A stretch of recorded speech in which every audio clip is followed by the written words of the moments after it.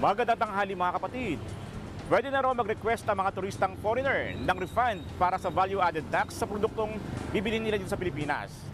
Yan ay matapos na mapirmahan ang IRR ng VAT refund for non-resident tourist para mas mapalakas pa ang turismo sa bansa.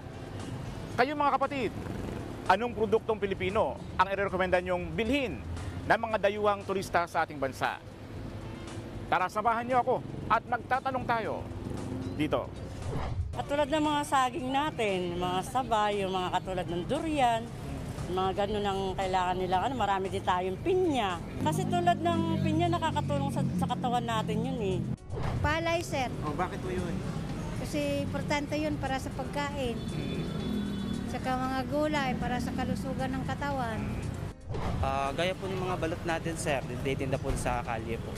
Pwede po yung para sa mga turista po. Tsaka po yung mga street foods pa, sir, katulad ng mga banana queue, mga kamote queue. Tapos po yung mga ano natin, mga pasalubong.